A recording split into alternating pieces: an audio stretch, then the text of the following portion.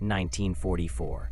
Corporal James Dean crouches in a muddy ditch 400 yards from the dirt road outside Cassino, Italy, watching the SDK-FZ 222 roll toward his position at 15 miles per hour.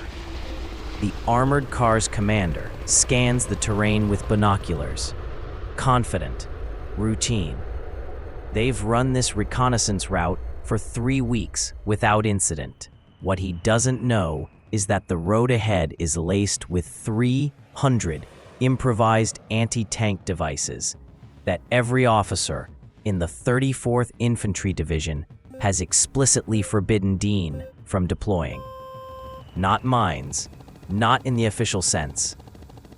Just empty ration tins, American K-ration containers that superior officers called garbage, packed with whatever explosive materials Dean could scavenge and buried at precise intervals along every approach route the Germans used. Battalion command had threatened him with court-martial twice for unauthorized field modifications. Captain Morrison, in the next 8 minutes, that garbage minefield would destroy 12 German armored vehicles, validate a tactic the Army had banned as suicidal, and prove that sometimes the most effective weapons are the ones experts refuse to acknowledge. But right now, watching that scout car approach the first cluster of buried tins, Dean doesn't know if his calculations are correct. Doesn't know if the mixture ratios will generate enough force. Doesn't know if the weight distribution triggers he designed from railroad coupling mechanisms will actually function under the tread of a moving vehicle.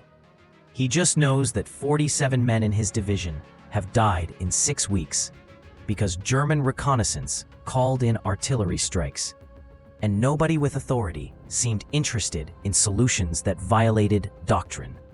The scout car is 200 yards from the first tin. Dean's hands are shaking. This either works or his career ends today.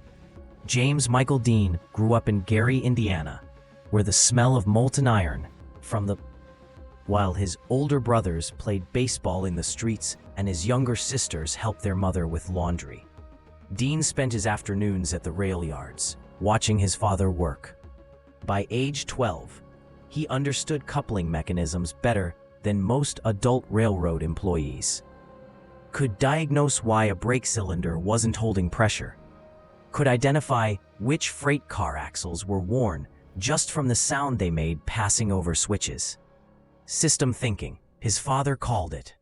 See, Jimmy, you pull one lever here, and 6 cars down the line, something happens. Everything connects. You learn to see the whole chain, not just the piece in front of you. And when something breaks, you don't wait for the company to order a replacement part that'll take 3 weeks to arrive. You look at what's around you, and you figure out how to make it work. The Pennsylvania Railroad didn't pay for innovation, didn't reward creative problem solving. The company manual specified exact procedures for every. Dean learned to think like his father. Identify the essential function, strip away everything else, use what you have. A broken coupling pin could be temporarily replaced with a steel rod and wire wrap. A failed brake line could be bypassed using rubber hose from a discarded truck tire. It wasn't elegant, wasn't in the manual, but it kept freight moving. At 17, Dean was working as an apprentice switchman, earning $3.50 a week, and learning that the men who kept the railroad running weren't the engineers in the main office. They were the workers in the yards who understood systems well enough to make broken things function.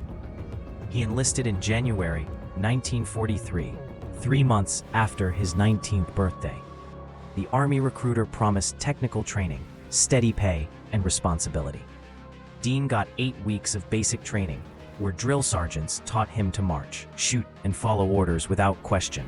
Then came assignment to the 34th Infantry Division and a boat to North Africa, where officers issued orders based on doctrine and manuals written by people who'd never been in combat. Equipment arrived late or not at all. Soldiers improvised or died.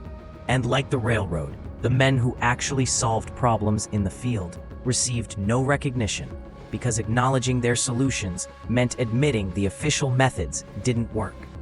By February 1944, the 34th Infantry Division had ground its way up the Italian peninsula for 5 months. Every village was contested. Every river crossing cost lives. Every ridge concealed German machine gun positions. The division's casualty rate hovered around 12% per month. Not catastrophic enough to pull them from the line, but high enough that veterans joked about rotating home in a casket.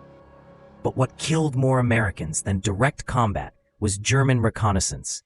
The Wehrmacht's light armored reconnaissance vehicles, primarily the SDK-FC 222, a four-wheeled scout car, armed with a 20mm autocannon and MG-34 machine gun, prowled the sector.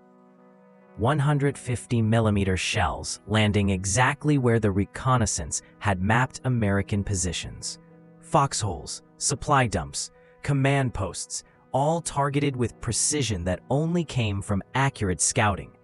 American doctrine for countering reconnaissance vehicles was clear: engage with anti-tank rifles, bazookas, or mines. The problem was equally clear. The 34th Infantry Division had 9 bazookas for the entire division. Anti-tank rifles had been phased out in 1942. Mines were reserved for defensive positions, not patrol routes. So soldiers died, not in dramatic firefights, not in heroic charges. They died in their sleep when artillery found their position. Died hauling supplies when scout cars spotted the route.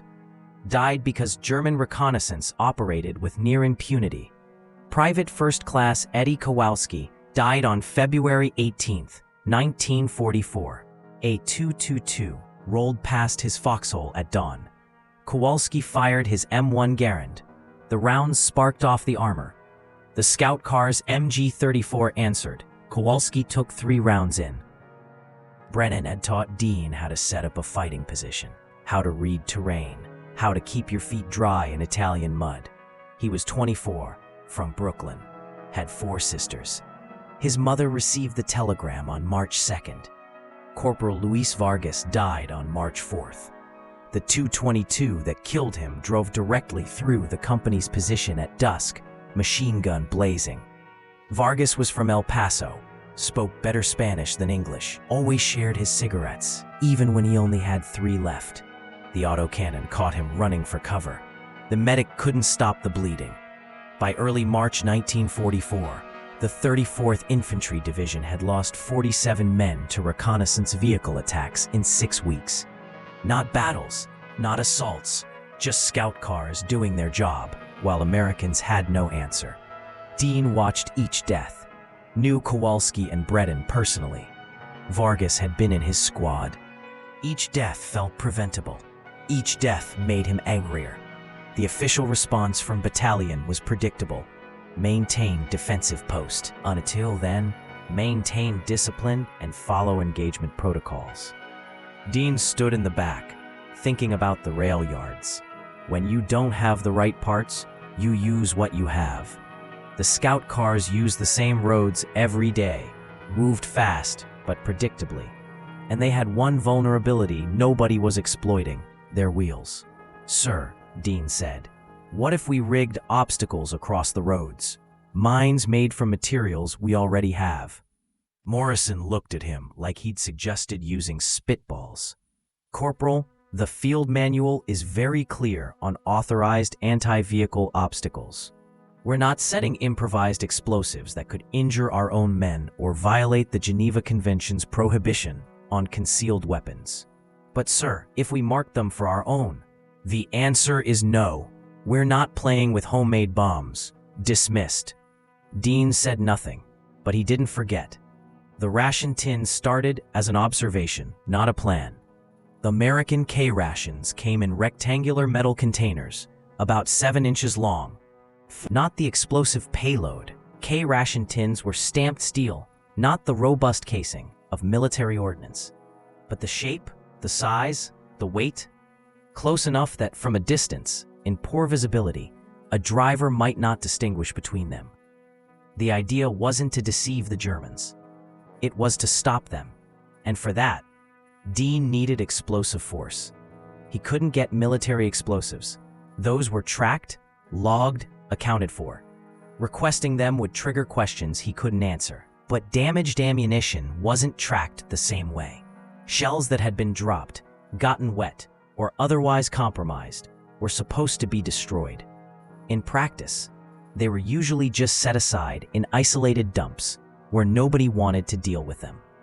Dean spent 3 nights collecting materials, damaged .30 caliber cartridges with cracked casings, a box of blasting caps that had been condemned as unstable and left behind during a hasty withdrawal, and gunpowder from 60mm mortar rounds that had failed qua. German Teller mines used a pressure plate requiring about 200 pounds of force. Dean didn't have access to precision springs or machined components. What he had was railroad knowledge. Freight car couplings used spring-loaded pins to lock cars together. The pins were designed to engage under specific tension, enough to hold tons of rolling stock, but not so much that a switchman couldn't manually disengage them when needed.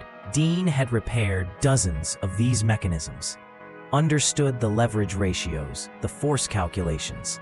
He fabricated triggers from scrap, a piece of sheet metal forming a pressure plate, a spring salvaged from a vehicle suspension, and a pin that, when depressed by sufficient weight, would drive a firing pin into the blasting cap. Crude, improvised, but functional. Testing was done at night, 400 yards from camp, with sandbags simulating vehicle weight. The first 3 designs failed, too sensitive, detonating under 50 pounds, or too insensitive, not firing at all. He buried it 6 inches deep in a test pit, drove a jeep over it from 20 yards away. The explosion was smaller than a grenade. A sharp crack, dirt fountaining upward, a crater about 8 inches deep, not enough to destroy a tank. But Dean wasn't targeting tanks. He was targeting tires, axles, suspension components. A scout car traveling at 15 miles per hour, hitting that explosion, would lose a wheel, maybe flip. At minimum, it would stop moving, and a stopped scout car was a dead scout car. Rifle fire could penetrate the armor once it wasn't moving. He built 20 more tins, same specifications, same trigger mechanisms. Tested 3 randomly. All functioned. The yield varied slightly. Some explosions were larger than others, depending on powder compression. But all were within acceptable parameters. Then came the hard part, deploying them without authorization. On the night of March 10, 1944, Dean made his decision. Another 222 had killed 2 men that afternoon. Privates Chen and Harrison. The scout cars used 3 primary routes, dirt roads that ran parallel to the American lines, offering good observation angles and quick escape routes. Dean took 30 tins, each one packed, armed, sealed. He took an entrenching tool and a marking stake, and he moved out alone. No permission, no backup, no witnesses. Because if this worked, he'd violated about 6 different regulations. If it didn't work, he'd be court-martialed for unauthorized weapons deployment. The first road was empty at 12:30 a.m. Moonlight filtered through clouds, enough to work by, but not enough to be clearly visible from German positions. Dean started burying tins. The placement required precision.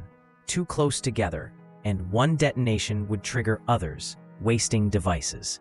Too far apart, and a scout car might pass between them. He calculated, based on vehicle width, a 222 was about 6 feet wide, and placed tins in staggered rows across the road. 3 rows, 10 tins per row, spaced to create an unavoidable proba. By 4 a.m., exhausted and covered in mud, he returned to American lines. He didn't tell anyone. Couldn't. Morrison had been explicit. This was unauthorized. This violated doctrine. This was exactly the kind of initiative that got you punished in the army, even if it saved lives. Dean lay in his foxhole and waited for dawn. The first scout car appeared at 6:43 a.m. on March 12, 1944. Dean was on watch, eating cold rations from a tin. Ironic, given what he'd spent the past 2 days building. The morning fog was thick enough that visibility dropped to maybe 200 yards. Then he heard it, the distinctive whine of a German straight-six engine, SDKFZ 222, coming from the north at moderate speed. Dean didn't move, didn't call out. Nobody else had heard it yet. The car emerged from the fog at 600 yards. Gray paint, commander's hatch open. The gunner scanning with the autocannon, bored routine rather than alert caution. 500 yards. Dean could see the commander now. Young, maybe 25. The destroyed wheel locked, acting as a pivot point. The entire vehicle flipped. It happened in pieces. First, the nose went down as the destroyed wheel caught. Then the rear lifted. The commander had maybe half a second to realize what was happening before 3,000 pounds of steel went vertical. The scout car rolled once, twice, 3 times, tumbling down the road in a shower of mud and torn metal. It stopped upside down, 40 yards from Dean's position. Dean was already moving. He grabbed his M1 and ran toward the wreck, yelling for covering fire. Other soldiers poured out of their positions, rifles up. They'd heard the explosion, thought it was a mine strike, didn't know Dean had planted it. The scout car's engine was still running, wheels spinning uselessly in the air. Smoke poured from the engine compartment. The commander was dead, thrown clear during the second roll, his neck broken. The gunner was trapped under the turret, unconscious and bleeding. The driver was crawling out through, and now the rest of the patrol was approaching the same road. The second 222 hit a tin at 6:51 a.m., same result. The explosion shredded the tire. The vehicle flipped. This time, the commander survived the roll, but the gunner didn't. 2 scout cars destroyed in 4 minutes. The third vehicle, a larger SDKFZ 250 half-track, tried to avoid the road entirely, cutting across the field to the west. It hit 3 tins in succession.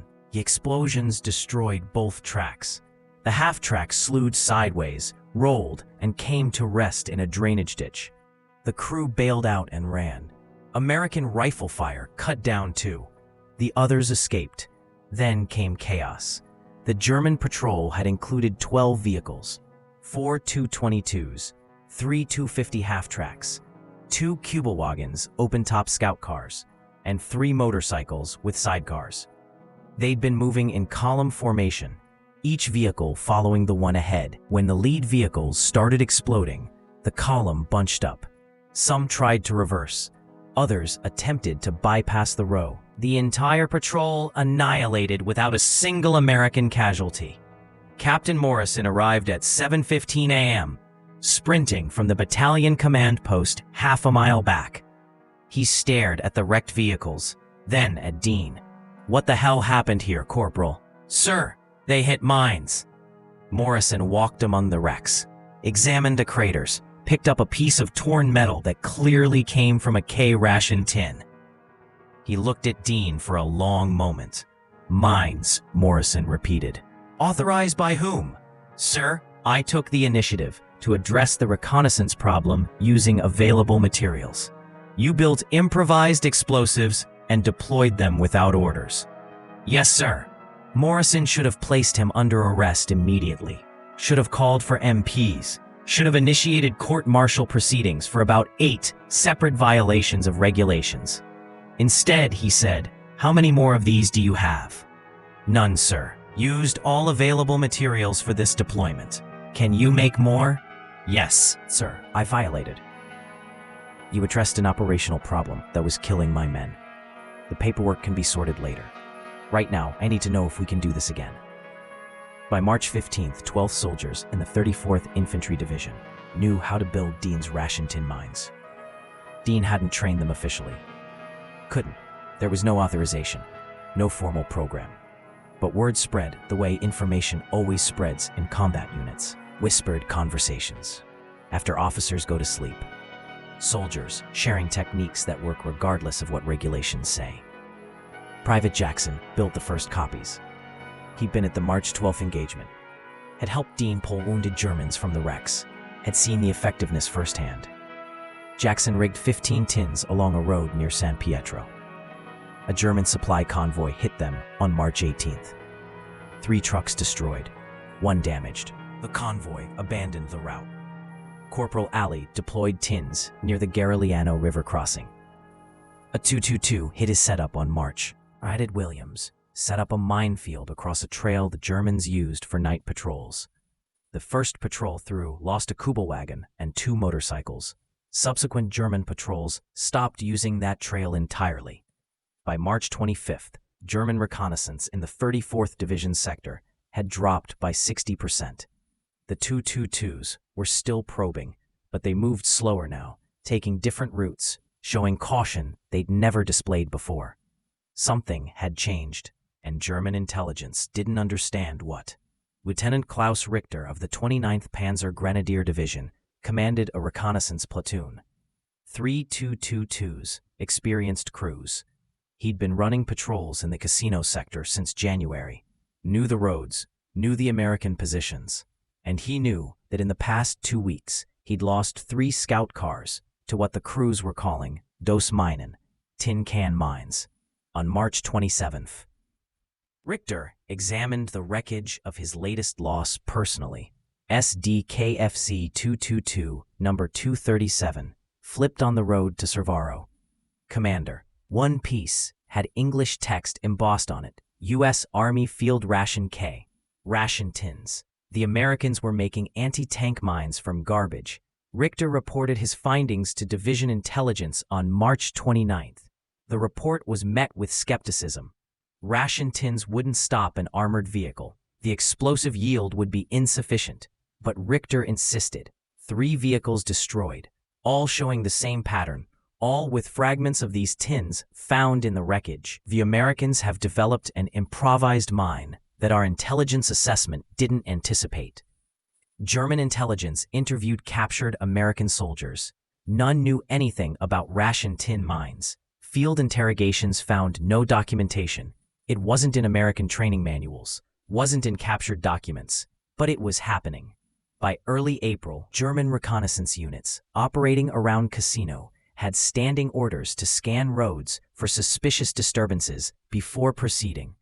Scout cars dismounted crew members. He was inspecting defenses positions when he found Private Williams setting up ration tin mines across a logging road.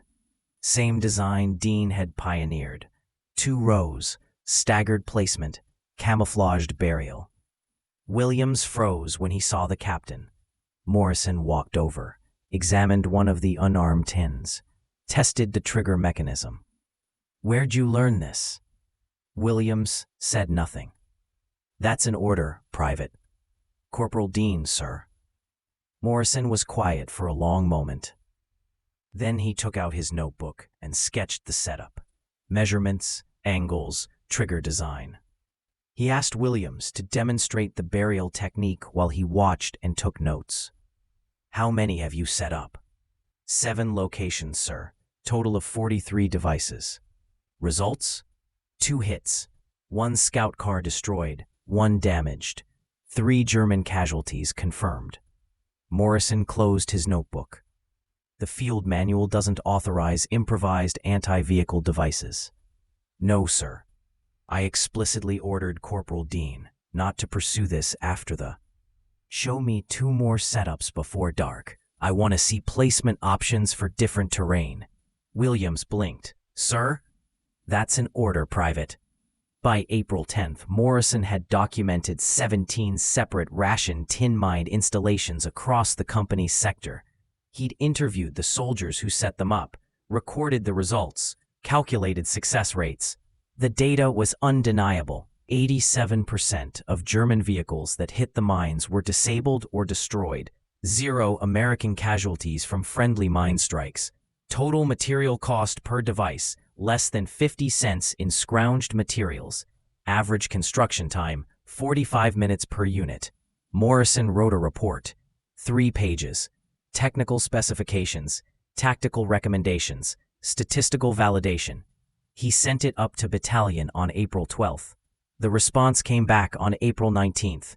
Method unauthorized. discontinue immediately, violates field manual regulations regarding obstacle placement, fails to meet engineering safety standards, creates liability exposure. February 1944, before ration tin mines. 47 men killed or wounded. March 1944, initial deployment. 12 men killed or wounded.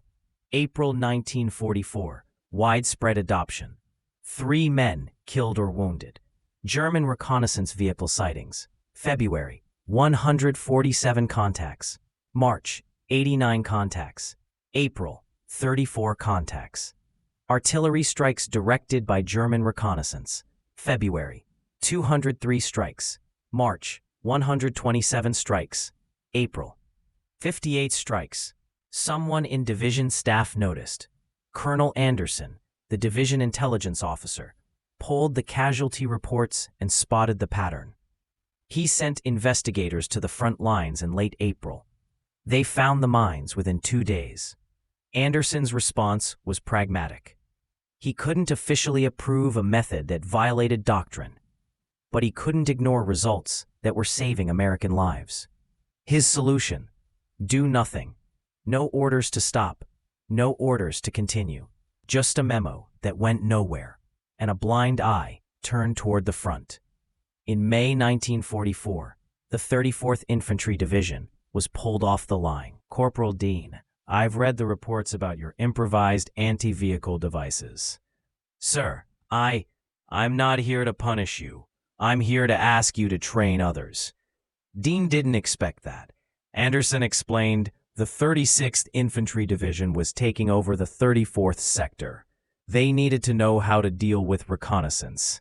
The official anti-tank school was 3 weeks long and required equipment the Army didn't have. Dean's method took 1 night and materials from any supply dump.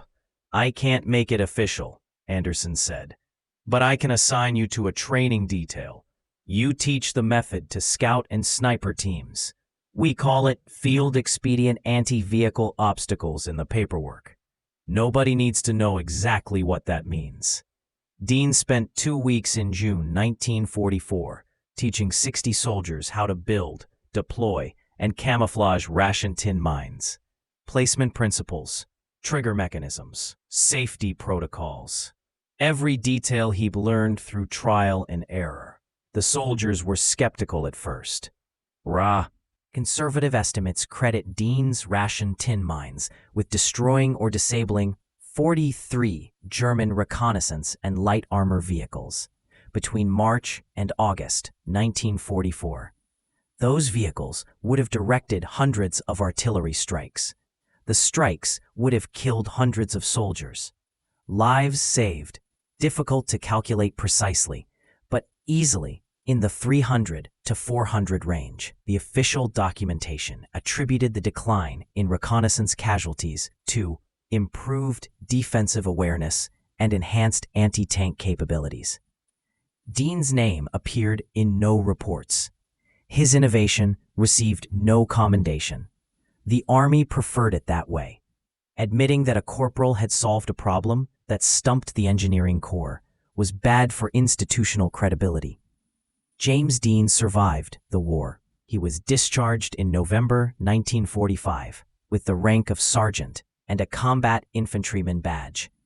No medals for the ration tin mines. No recognition beyond what his fellow soldiers gave him, which was all he wanted anyway. He went B. He married a woman named Dorothy from East Chicago. They had 3 kids. He never talked much about Italy.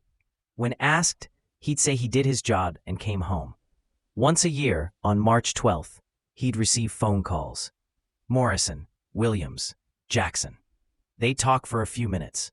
Remember Chen and Brennan and Vargas. Remember the fog and the scout cars and the tins. Remember the 8 minutes that changed everything. In 1963, a military historian researching German reconnaissance losses in Italy found references to an unexplained increase in vehicle casualties in early 1944. The pattern was specific to the Cassino sector. The historian interviewed veterans and found Dean through Morrison. Dean agreed to one interview. He explained the method, provided dates and details, then asked that his name not be used in publication. The historian respected that request.